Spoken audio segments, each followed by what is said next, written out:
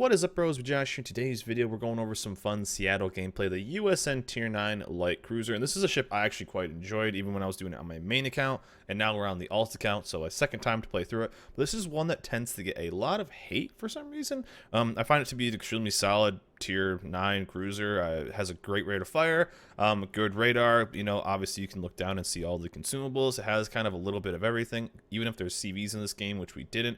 Would have been able to shoot down lots of planes, but you're just a menace for destroyers holding down caps. And we got, of course, Warrior's Path, which is one of the best maps for this style of ship because of how much island cover there is, and you can kind of island hop from point to point.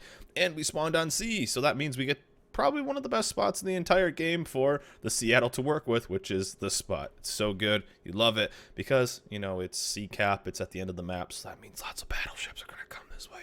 But anyways, throughout this game, though, there's something a little unique about my Seattle. In this game, not only are we playing this Seattle, we're actually playing the completely stock Seattle. And I think this was the first game we actually played in it. I just had unlocked it on my alternate account, so we were kind of messing around and thought I'd hop in and play a quick Seattle game. I enjoy this ship. I actually think it's quite good. I know a lot of people tend to not like this ship. It tends to be a kind of a wonky one for a lot of people. It's kind of just like a mini Wooster, so I'm not sure why people don't like it as much. Obviously the Cleveland is extremely good at tier 8, but we are fully stock in this entire video. So we have the stock A-hull, stock range, stock propulsion. Now with everything obviously running all premiums here, so to make up for the really lackluster range on the stock, now obviously when we get the upgraded, we will change this out, but we will get up to 18.2. You really don't need that much range. It's going to be extremely hard to hit anything at that range, but for the temporary time, we will be taking that gun fire control system mod 2. That gives us out to a 16.6, and that's pretty damn good for this ship because anything outside of that, you're honestly going to have a tough time hitting anyways. Once we do get the range upgrade, we will pick this out and pick up a main battery mod 3. Now, I know this is going to be pretty expensive for a lot of people that maybe just unlock this. It's a tier 9 ship. It's really expensive. So this might be a little too unfeasible for a lot of you. So maybe just picking up gunfire control and just sticking with it might not be the worst thing in the world. And then maybe if you pick up 25 doubloons somewhere, you can demount it and save that at least for something else. But that's what I'm doing. And then once I get the range upgrade, we'll probably be around that range anyway. So we'll switch out to the main battery mod 3. We are running concealment. Propulsion is fantastic for these USN cruisers because you tend to stand still a lot, surprisingly. The AA, the extra bubble, I figured we didn't need aiming system. You fire so fast, and you could also get so many shells out that you really don't need to be super accurate with them. Picking up damage control system mod 1, and then aiming armament, or main armament mod 1. But as you can see, we're fully stocked, so in this game, obviously we aren't going against any planes, so we weren't able to shoot down anything, but we will do some good damage and show you. It's still, even at stock, it's all about location and planning on where to go, what to do, and just kind of waiting for the team to make mistakes. So even though we're stock, we're still able to do this. And a lot of people will ask me, especially with using free XP and stuff like that, they will ask me, is it a good idea to skip the ship? Should I use free XP to skip to the Wooster? Should I use my free XP to do this, this, and that? Now, I'm saving my free XP for, of course, the Alaska, the newest premium ship for free XP that just came out. But normally what I recommend is people using their free XP to get modules to upgrade the ship. I'll be honest, there are ships that a lot of people don't like. There are ships people don't like playing. And obviously time is money, friend. So a lot of situations where if you can only play a few games a day or a few games a week and you just want to skip through a ship you really don't enjoy, then by all means use free XP to skip the ship. But honestly, I don't think there is really a ship that is so bad that you should use your free XP to skip through everything. There is so much more you can get out of it, especially with having a whole bunch of ships you can get for free XP. The Nelson, now the Alaska, soon there'll probably be more. Getting 19-point captains or getting captains onto this. Also, you're probably wondering what I have for my captain on this build. A very standard priority target, adrenaline rush. I think we went with BFT on this. Oh no, we went with superintendent, concealment expert, inertia fuse. Inertia fuse is very big on this ship. I would actually pick up inertia fuse first, and then concealment expert on this line. You can probably get a 10-point captain around the Dallas at tier 6. Inertia fuse will bump up your damage on these small caliber shells, and you're able to just pump out just more damage, more XP, more everything. So that's like the 14 point. I think we have a couple other points on either BFT or something like that, something small, just to kind of help out with this ship. But I always recommend people using their free XP to upgrade ships. So to upgrade them, to get them fully upgraded, and then you can do the grinds a little easier. Obviously, it's up to you on what you have time for, how much free XP you have. If you want to get something done, by all means, do whatever you want to do. But that's just kind of what I did. But on this account, we don't really have the luxury of having a ton of free XP like I do on my main account, or the ability to convert that. Nothing like getting a Curfirst going where I am for some reason, and then firing HE. So there we go. But as you can see, we found a fantastic spot. Almost gave that Curfirst a bit of a fiery haircut, and we just get to kind of farm right here. But one of the main things I saw about this video is we're stock, so we aren't fully upgraded. So this tends to be a ship a lot of people don't like, and we're stock on top of that. So kind of showing that even, you know, depending on what ship you're in, you can still make it happen even with stock, and we're still a threat to deal with. Now, I know a lot of ships like low tier battleships, one of the main things about stock ships that tends to be the problem is that ships have a lack of range. That's one of the big things. Now, I think without the concealment, or without the range module for the big one, I think we would have had like a 13 point something kilometer range. Maybe it would have been in the 14s, which is pretty dang short for this ship. 16 kilometers. I think we're up to 16.6. That tends to be perfect for this. Now, I know that there's a meme build of the range module, blah, blah, blah, blah, blah, blah, of the high tier ships with the Woosters who ripple fire at long range, the Haragumos. I don't quite subscribe to that. The amount of damage you will get from that outside 17 kilometer range with ships like this, fast firing, you'll probably get more damage overall with just a faster reload when it comes to the close stuff. And you know, you never know what happens. This Shimakaze could have maybe, you know, killed off a bunch of these. It wasn't a kill steal. But anyways, 2 kills so far, 53k damage. And then the worst thing you could potentially see is there's a Des Moines and Republic within my radar range, and that means I'm still on a really fragile ship. Luckily with the Seattle, for some reason, this thing seems to only get overpenned all day, so that's kind of nice, but you can still take a bunch of damage. I'm actually more scared of the Des Moines than I am the Jean Bart here, and I'm figuring, all right, well, we're just gonna have to kind of move and keep going, and then just open water. It's time to open water with this guy. We have such a high DPM that if we can survive a couple salvos, and you'll see how much damage we can do. One thing about the Republic is it takes a lot of damage from HE because of how the armor plating on this ship is. It's not extremely good.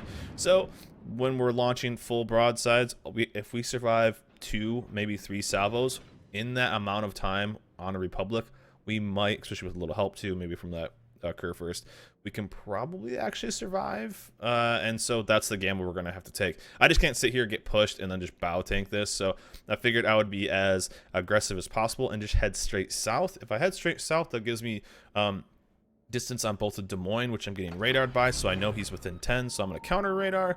A lot of people don't do that too. That is a fantastic thing to get used to, is counter radaring. And what that means is we also get some extra information on the Asashio, so that's fantastic. But getting information is just so big when it comes to this. So if I wouldn't have counter radar, actually our lightning wouldn't have spotted him because of the angle he's at. He may have spotted him going north. Looks like our lightning is probably going to die now.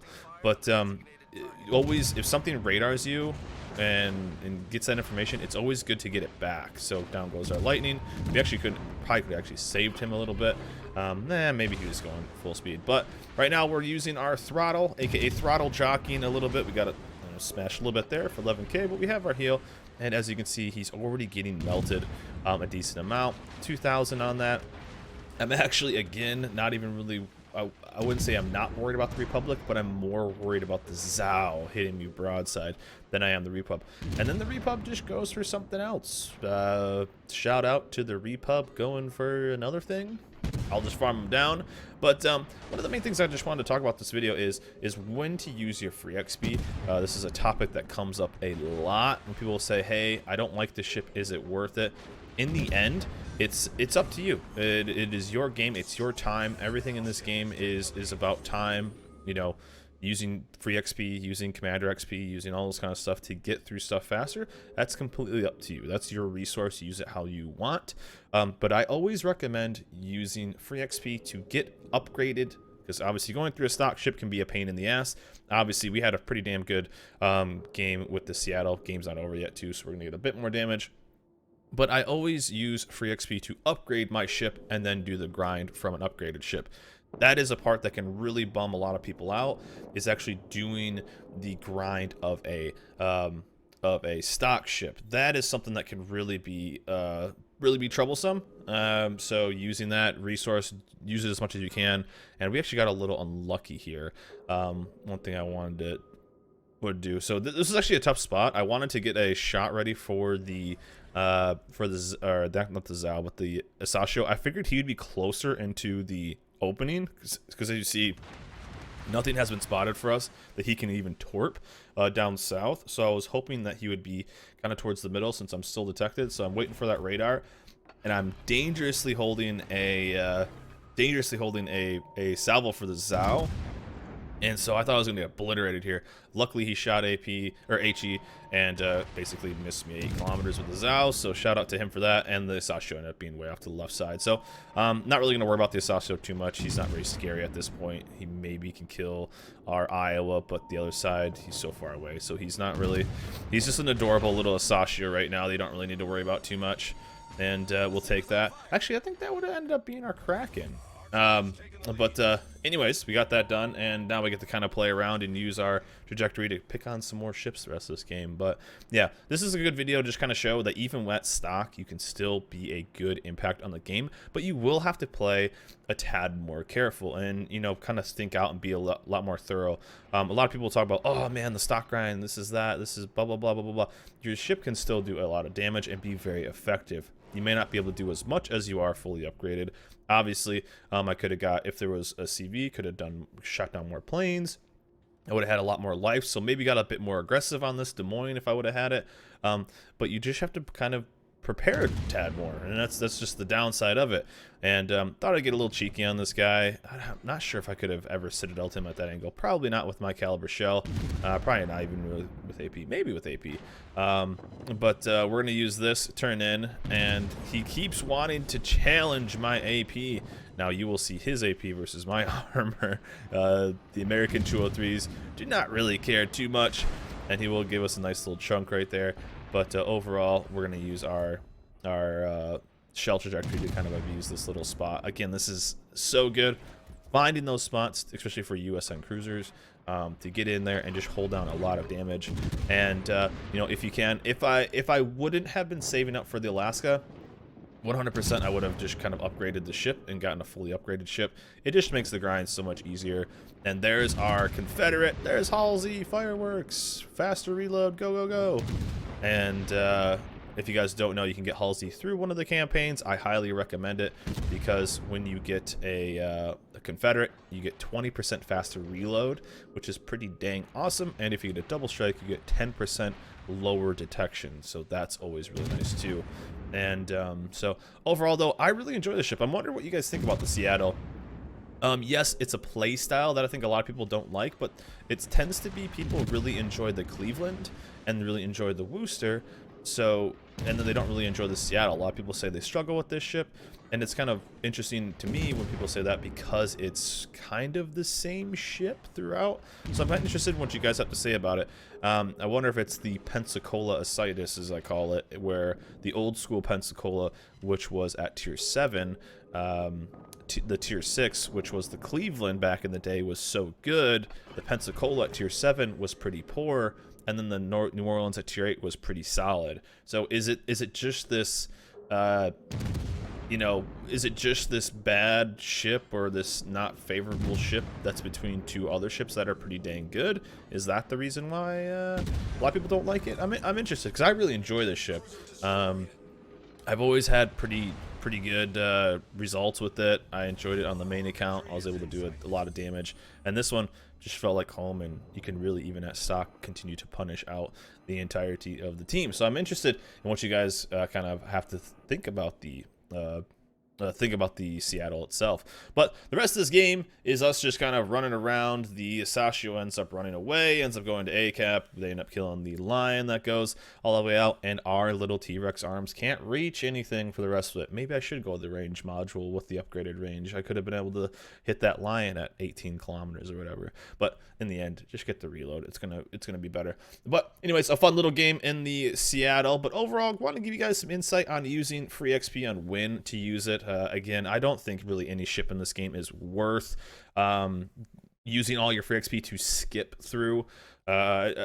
You'll get through it. Most likely you're good enough. It's so much faster to get through ships, and you can then do it. And I would recommend, if you just buy a ship, to use some free XP to upgrade it at least. At least get some range, maybe the hull upgrade. Some hull upgrades do give you range, so look at that. But that tends to be one thing. Also, some speed, especially for some of the lower tier battleships. Speed is a fantastic thing to get, so the propulsion. But getting a couple of those things, and then the grind itself just won't be as bad.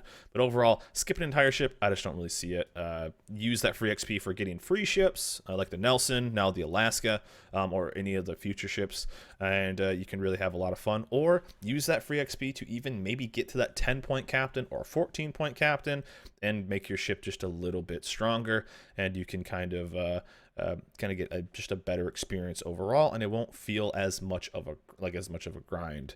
But anyways, just a fun little game in the Seattle, the tier 9. We're gonna get this thing upgraded eventually, and we will continue to pump out some fun videos. And then we're on to the booster, and so obviously we'll do some videos with that as well. But anyways, guys, just wanted to show you some fun gameplay, so let's give you my thoughts on free XP, and also show you that you can still be effective with stock ships. Anyways, guys, that's it for me. Hope you guys enjoyed this video. Remember to like, subscribe, and I'll see you guys next time.